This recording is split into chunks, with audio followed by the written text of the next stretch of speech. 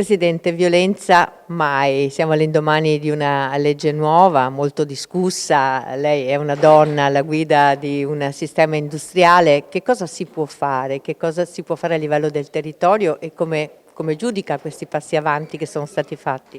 Beh, sono dei passi avanti soprattutto a livello culturale che danno un segnale positivo.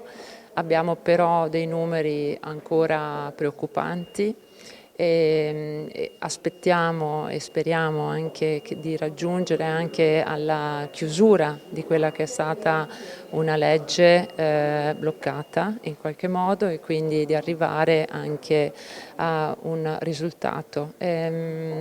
Ovviamente io adesso qui rappresento il mondo delle imprese e anche l'impegno che noi, quindi anche di tante donne che lavorano e quindi anche l'autonomia delle donne può aiutarle a intraprendere un percorso.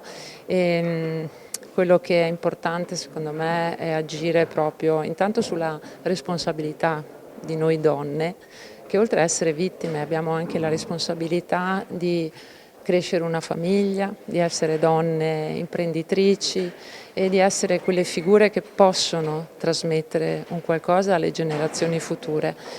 Non solo noi donne, abbiamo bisogno anche dell'aiuto e del sostegno degli uomini in questo. E io credo che sia un percorso culturale soprattutto, di cambio culturale importante.